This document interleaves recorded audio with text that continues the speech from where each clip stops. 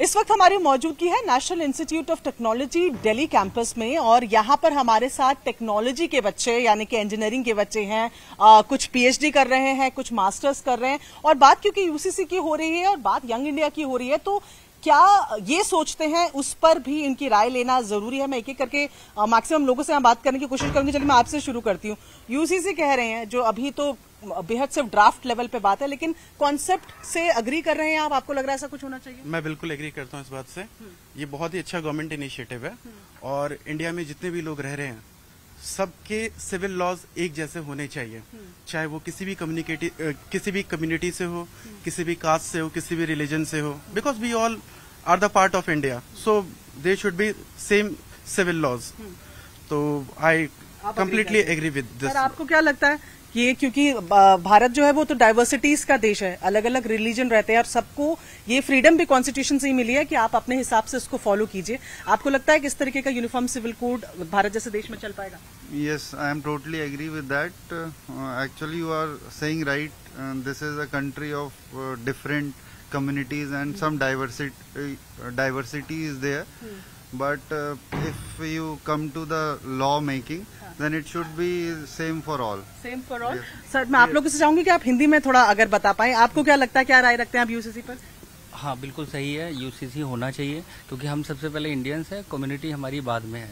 और जो सारी दिक्कतें आती हैं, मतलब जजमेंट्स पेंडिंग है, ये सब हम जो सुनते हैं कि कोर्ट्स में इतने पेंडिंग है, तो वो कन्वर्जन की वजह से, क्योंकि हमारे जो रिलीजियस डॉक्यूमेंट्स हैं वो उतने क्लियर नहीं होते। तो अगर सबके लिए एक होगा तो वो प्रेशर भी, जो जुडिशरी से है वो प्रेशर भी कम होगा और लोगों को बड़ा ट्रांसपेरेंसी रहेगी क्या होना चाहिए। ठीक है, मैं इस तरफ दोबारा आऊंगी, लेकिन बहुत लड़कियां भी हैं, मैं क्योंकि यहाँ पर ये जिन रूल्स की बात हो रही है, जिन कारणों की वजह से एक कानून लाने की बात हो रही है, उनमें से ज्यादातर जो कहें वो नेगेटिव महिलाओं के लिए ही रहते हैं और उनको अब चेंज करने की बात की जा रही है। यूसीसी अभी बस ड्राफ्ट फॉर्म में है, अभी ड्राफ्टिंग भी नहीं हुई, अभी भी लोगों के सजेशन लिए जा रहे हैं। आपको लगता है वर्क कर पाएगा यूसीसी या होना चाहिए? मैम, वर्क कर पाएगा नहीं पता, पर ये एक सही इनिशिएटिव है जो कि लागू होना चाहिए, खासकर महिलाओं के लिए, क्योंकि हम हमेशा फेमिनिज्म की बात करते हैं पर वो कभी भी लागू नहीं होता है। मेरे अकॉर्डिंग सबसे पहले इंसानियत आती है, बाकी रिलीजन, कास्ट, जेंडर सब बाद में। तो सब लोगों को इक्वल राइट्स मिलने चाहिए और सबके लिए सेम लॉ होगा तो आई थिंक इक्वलिटी आ पाएगी। जी, आपको भी लगता है कि इक्वालिटी के लिए ये एक अच्छा कदम होगा? बहुत अच्छा कदम है ये, और मुझे लगता है कि ये इनिशिएटिव बहुत अच्छा रहेगा। मतलब ठीक है, इसमें कई तरीके की बातें आ रही है, जिनमें से एक मैरिजेबल एज की भी बात आ रही है। ये भी सजेस्ट किया जा रहा है कि जैसे अभी लड़कियों की मिनिमम एज हिंदू रिलीजन में अगर हम स्पेसिफिकली बात करें 18 है, बाकी रिलीजन को अपनी अपनी मतलब जिस तरीके से हम कह रहे हैं कि आजादी होती है कि वो कैसे अपने शादी को या तलाक की चीजों को फॉलो करें। तो ये बोला जा रहा है कि आप सबके लिए इस एज को बढ़ाया जाएगा कि एटलीस्ट बच्ची जो है वो ग्रेजुएट हो before taking a big leap. तो आपको लगता है ये लड़कियों के लिए भी हेल्पफुल है जो पढ़ नहीं पाती हैं, क्योंकि शादी के बाद बहुत ज्यादा लड़कियों को आगे कंटिन्यू करते हुए भी हम लोग नहीं देखते हैं?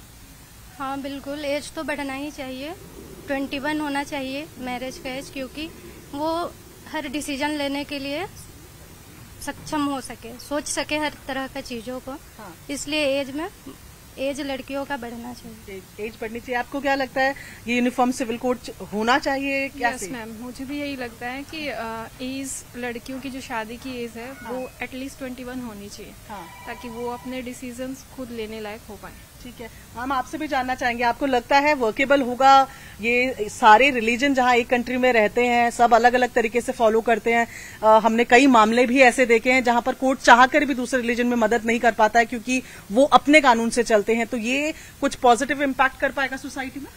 यस मैम, मुझे ऐसा लगता है कि if some people will think about it in the right direction, then it will be able to implement it better. And the thing that you asked about the age, there is something called cortex, which is in the front of our brain, that gets developed after a certain age, like it is developed around at 25 age. So it's better if we increase that age also. अच्छा, तो जो बातें आ रही हैं, जो सुझाव आ रहे हैं, उनमें एज की बात की जा रही है, वो भी इसी चीज को करें। आप थोड़ा सा आगे आए, मुझे बताएं आप क्या राय रखती हैं इस मुद्दे पर, होना चाहिए यूनिफॉर्म सिविल कोड? बिल्कुल होना चाहिए, जिस तरीके से हमारा संविधान लिखित संविधान है एक, और उसी तरीके से बहुत सारे रिलीजन्स हैं यहाँ पे, अलग अलग सबका कल्चर है, सबके अपने अपने लॉज है। उस अकॉर्डिंग हमारे यहाँ पे एक यूनिफॉर्म सिविल कोड होना चाहिए जिस पे हम इक्वलिटी की बात करें, एज जो भी फैक्टर है हमारे, जितने भी एजुकेशन फैक्टर है वो वहाँ पे इक्वल हो जाएंगे और गवर्नमेंट की तरफ से बहुत बेस्ट इनिशिएटिव है। इनिशिएटिव लग रहा है। अब स्टूडेंट से तो हम लोग बात कर ही रहे हैं, मैं जरा डीन से भी बात कर लेती हूँ। मैं जरा जाने कि सर बच्चे तो बता रहे हैं इनको तो फेवर में लग रहा है, आपको क्या लग रहा है, ऐसा आना चाहिए कुछ? नहीं, बिल्कुल यूनिफॉर्म सिविल कोड होना चाहिए ताकि हम रिलीजन से बाहर आके डिसीजन ले सकें और समानता का अधिकार मिले सबको। एंड जैसा कि आपने बताया कि जो प्रॉपर्टी डिस्ट्रीब्यूशन भी इसमें मतलब डिसाइड हो रहा है में है अभी। हाँ। तो इस पे पेरेंट्स को भी अधिकार मिलेगा, तो ये बहुत ही अच्छा है और डेफिनेटली इसको आना चाहिए। सर आप किस तरीके से देखते हैं, आपको लगता है कि यूनिफॉर्मिटी की जो बात ये कोड करता है, एक तरीके की यूनिफॉर्मिटी आ पाएगी? क्योंकि देश की जब हम बात करते हैं, जितने तरह के धर्म हैं उतनी तरह की उनकी मान्यताएं हैं। कई बार हमने ऐसे कई केसेस कोर्ट में देखे हैं जहां पर मामला जघन्य होता है पर कोर्ट कुछ नहीं कर पाती है क्योंकि संविधान ने आजादी दी है हर धर्म को अपनी तरह से चलने की। तो इससे कुछ फायदा मिलेगा? I think human rights are the first priority, and I think this is the high time that uniform civil code must be implemented so that everyone get equal human rights, and each one of us can live independently. Like we are mentioning about the court cases and other where court is also helpless. Definitely such cases will be resolved once the uniform civil code is there and an equal decision will be there. So it will be equally applicable and acceptable to all, I think. अच्छा, मतलब कुल मिलाकर बात सिर्फ इस बात की नहीं है, बात है ह्यूमन राइट्स की जो सबको इक्वली मिलने चाहिए। ये मुझे जो एक यहाँ से समझ आ रहा है उसे सर आपसे भी जानना चाहूंगी, आपकी क्या राय है यूनिफॉर्म सिविल? हिंदी में अगर आप बताएं। जी, मेरी राय इसमें यही है कि यूनिफॉर्म सिविल कोड बहुत ही इम्पोर्टेंट है, बहुत ही क्यों ऐसा इसलिए भी कह सकता हूं मैं क्योंकि देखिए basically we all are humans और इंडियंस, फर्स्ट मैं इंडियंस भी कहूंगा और ह्यूमंस भी। और इंडियंस के लिए जब हम रिलीजन भले ही हमारे अलग अलग हो सकते हैं, हमारी रिलीजन प्रैक्टिसेस अलग अलग हो सकती हैं, बट जब हम लॉ के सामने जाए तो हमें इक्वल बिल्कुल ट्रीट किया जाना चाहिए। ड्यू टू रिलीजन हमारे अंदर किसी भी तरीके का जजमेंट्स में किसी भी तरीके डिफरेंशिएशन नहीं होना चाहिए। जी, तो धर्म आधार नहीं होना चाहिए न्याय अन्याय के लिए, ये एक पॉइंट है। हाँ जी मैम, आप कुछ बोलना चाहते हैं? मैम मैं ये कहना चाहती हूँ कि जो डाइवर्सिटी है उसका भी ध्यान रखा जाए, because every religion have some good thing in the religions, so we have to consider those things also. अगर हम सिर्फ नेगेटिविटी लाइक हम सिर्फ हिंदुज्म को ही इंक्लूड करें और बाकी सारे रिलीजन्स को हटा दें, ये भी करेक्ट नहीं है। सो वी हैव टू अभी तो ये वाली बात नहीं हुई है कि किस धर्म को मूल बनाया जाएगा। अभी एक बात है कि बात नहीं कर रहे, हम कह रहे हैं सारे रिलीजन्स की कंसिडर करके गुड थिंग्स को उनके सारे को कंसीडर करते हुए लॉ को इंक्लूड करना चाहिए। ठीक है, ये कह रही हैं कि जितने धर्म हैं उनकी कुछ हर धर्म में अपनी कुछ अच्छी बातें होती है, उनको भी कंसीडर करके उनको भी इंक्लूड करके बेसिकली इस धर्म को। आप कुछ बताना चाह रहे हैं सर? बेसिकली मैं ये कहना चाहूंगा कि जो धर्म बनाए गए थे वो आज से कई सौ साल पहले बनाए गए थे, तो उस वक्त सोशियो इकोनॉमिक कंडीशंस अलग हुआ करती थी, उस वक्त वैलिड थे। But by the passage of the time आज कुछ कंडीशंस अलग है, तो आज हमें एक यूनिफॉर्म जो है लॉ की जरूरत है जो कि ह्यूमैनिटी पे बेस्ड हो। So that is not for my. हाँ, तो ह्यूमैनिटी पे बेस्ड हो, क्या राय है आपको? क्या लगता है कि मैं जो सोर्स मतलब जो शेड्यूल ट्राइब है, जो मतलब एकदम बहुत जगह जहाँ मतलब कुछ सोर्स नहीं है, तो वहाँ आपको कैसा लगता है कि ये यूनियन सिविल कोड कैसे लागू? उस पर ये बात की जा रही है कि जहाँ शेड्यूल ट्राइब शेड्यूल कास्ट रहेंगी उनके लिए एक्सेप्शंस रहेंगे।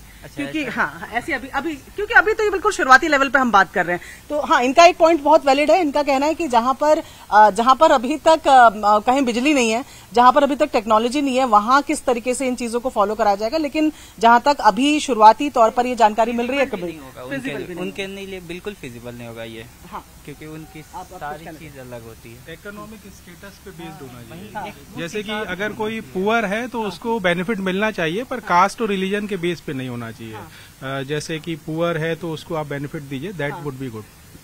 Ma'am, there should be no polygamy, there should be no polyandry, and even though अगर ये इम्प्लीमेंट हो जाता है तो गर्ल्स को बिल्कुल इक्वल स्टेटस मिलेगा जो प्रॉपर्टी में एक बॉय को मिलता है। उसके यही मैं बात करना चाह रही थी असल में कि ये जब हम यूनिफॉर्म सिविल कोड की बात कर रहे हैं उसमें जो मुख्य पॉइंट अभी तक सामने आ रहे हैं वो ये है कि कुछ रिलीजन में आप लड़कियों की खासतौर पर बात करें, कुछ रिलीजन में लड़कियों को पैतृक संपत्ति पर अधिकार है, कुछ में नहीं है। कुछ में पति की संपत्ति पर या जो उनकी जहां पर मैरिटल जहां पर उनका होम होता है वहां पर है। तो वो एक उसी तरीके की एक यूनिफॉर्मिटी लाने की कि सबको सबके राइट्स क्लियर हों। तो इसी की ये शायद कोशिश की जा रही है। और नेगेटिव क्या सोच पा रहे हैं आपकी, क्या गड़बड़ होगी? बेसिकली मैम प्रॉब्लम तो खैर होगी ही, उस तरफ हम नहीं जाते, इसके पॉजिटिव पॉइंट्स को ज्यादा एक्सप्लोर करते हैं, that would be more beneficial. और मैं एक बात और कहना चाहूंगा कि बेसिकली यूनिफॉर्म सिविल कोड अगर आता है हमारी कंट्री के लिए बेस्ट रहेगा। थोड़ी प्रॉब्लम्स होगी हमें कुछ रिलीजन्स को लेकर, या फिर हिंदुइज्म में भी बहुत से शेड्यूल्ड ट्राइब्स हैं, वे पॉलीगैमी पॉलीएंड्रीज में भरोसा करते हैं। That should not be legal, that should not be good. तो कुल मिलाकर देखिए, यहाँ जितने स्टूडेंट्स से हमारी बातचीत हुई, इनको कुछ टीचर्स से भी हमारी बातचीत हुई, इन सबका कहना है कि यूनिफॉर्म सिविल कोड आइडिया के तौर पर काफी ज्यादा अपीलिंग है। कुछ ऐसी कुप्रथाएं जो सदियों से चलती आ रही हैं, उनका अंत करने का समय भी शायद यही है। और राइट्स की जो बात की जा रही है, वो राइट हर एक शख्स को, क्योंकि वो भारतीय है तो इक्वल राइट्स मिले, इस तरीके की बातें सामने आ रही है। लेकिन कई अपने इनहिबिशंस भी हैं, कई ऐसी चीजें भी हैं जिन्हें लोग आगे सोचकर चाहते हैं कि जो इंक्लूड किया जाए। जैसे कि एक महिला ने यहाँ पर यह भी कहा कि हर धर्म की अपनी कुछ अच्छाइयां हैं, उन अच्छाइयों को भी इसमें इंक्लूड करना चाहिए। यानी कि बिल्कुल शुरुआती लेवल पर फिलहाल हम बात कर रहे हैं, लेकिन रिसेप्टिव नजर आ रहे हैं, कम से कम जहां इस वक्त हमारी मौजूदगी है NIT दिल्ली की ये students. Camera person Dinesh Devari के साथ प्रियंका कांडपा, न्यूज़ 18 इंडिया दिल्ली।